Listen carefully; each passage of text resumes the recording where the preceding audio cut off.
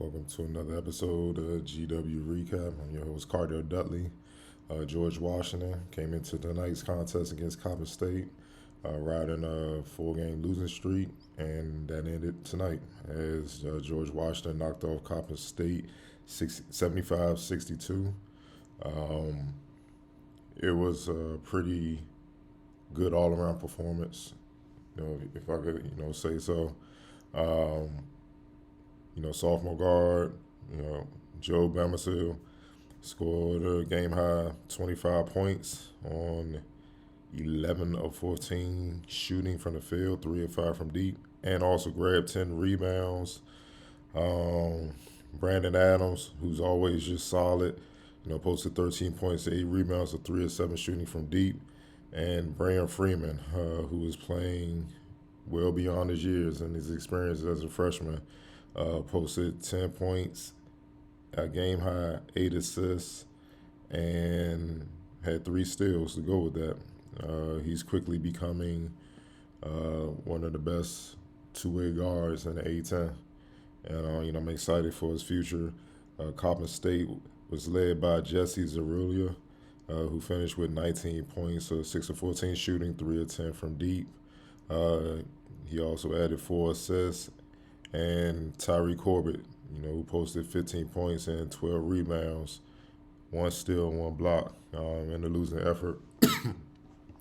In the first half, GW, it was a back and forth affair. You know what I mean? GW defensively was a step behind, so it was pretty much a shootout. Joe Bamisile was he was lights out in the first half, man. He had, I think he finished the first half, if I'm not mistaken, with 16 points. He only missed 1 shot. I think he was 8 or 9 from the field at that point. At the halftime, including hitting a jumper as halftime buzzer expired to give GW a 38-36 lead. That's how close it was. I just felt like GW offense was flowing well. They shot 51% from the field, 75% from deep. But they had a couple turnovers, and also, defensively, like I said, they couldn't keep guys in front of them. It wasn't just Jesse Zarzuela was getting loose. Mike Hood, had his moments. Ned the Tark, who finished with 13 points and 7 rebounds. He was getting in the lane at will. They were just getting to the cup, and they were making GW pay. But after halftime, it was all GW. GW started the second half on a 12-0 run, which kind of blew the game open, and that was a large part thanks to Brayon Freeman. Gotta give the freshman credit, man. He came in there, pushed the rock. He was finding guys. He was surveying. He was getting guys shots in positions where they're most effective. And one thing I like in the second half that GW did a lot of, which I'm pretty sure was an adjustment at the half. They weren't just standing still. They were coming back door, especially weak side from the ball, man. When Coppin State had all that focus on whoever had the ball on the strong side, guys would come back door weak side, and Brayon Freeman was finding them. If he wasn't finding them, he was giving the ball in the high post to Ricky Lindo, and Ricky Lindo was finding them. And they went to work. In the second half, GW shot 45% from the field. They didn't shoot well from 3. They shot 23%, but still, they shot efficiently. And then their defense stepped up with them scoring. Obviously, Coppin State's not getting the ball out of the net, trying to, push the rock themselves. They ran into a set defense, and, GW finally locked in defensively, and that was all she wrote. And they held Coppin State to 30% shooting from the field in the second half, 12% shooting from deep. And they turned them over 8 times. No, they turned them over 13 times, total in the game. So, they made the necessary halftime adjustments, and that was all she wrote, man. Joe Bamisile, I've always, since I saw him before the season started in practice, when he's locked in, he's special.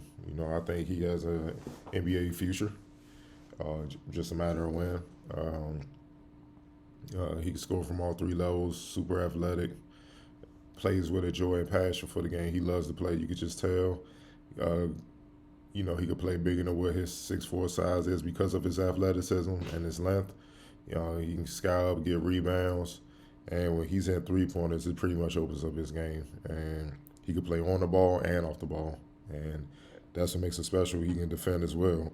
And tonight, you just saw all that come together, and why he was just off the charts efficient, with his shot making. Brendan Adams is just super solid, man. Knows how to play winning basketballs.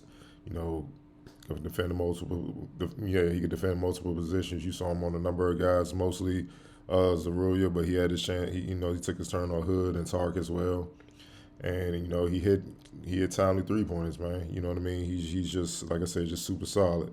When he's locked in, man, he gives you he impacts the game in multiple ways, and not a lot of players can do that. But the X factor in the game to me was Brayon Freeman, man. The way he came in, 10 points, 8 assists.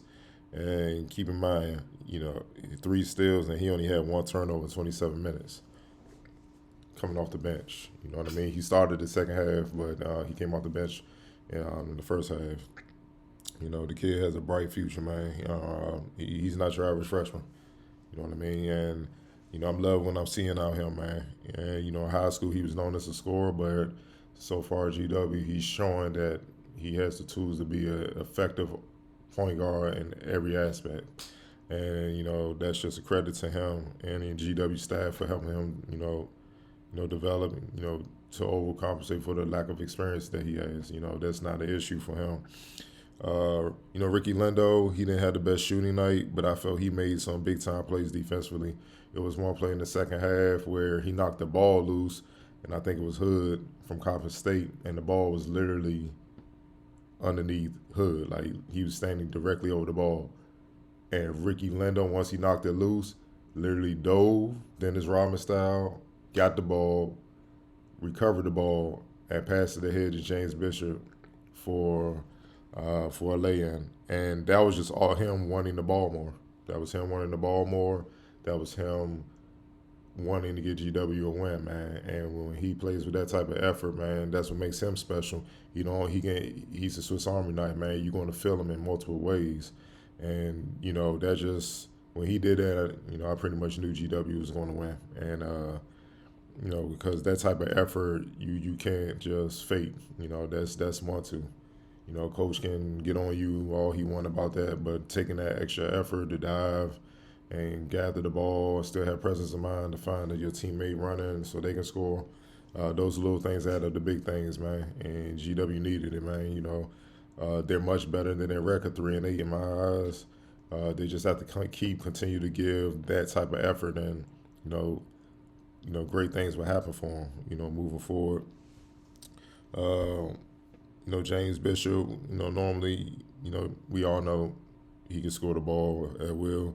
They had the best of the night, 6 points, 3 of 11 shooting, or whatnot. But on this night, they really didn't need him to do that. With the way Bamisile was scoring the ball and Brendan Adams was hitting the shots, and Brayon Freeman just controlling the game, running the offense, and just taking full control of the game, not just offensively but even defensively. It was just it was GW's night, man, and.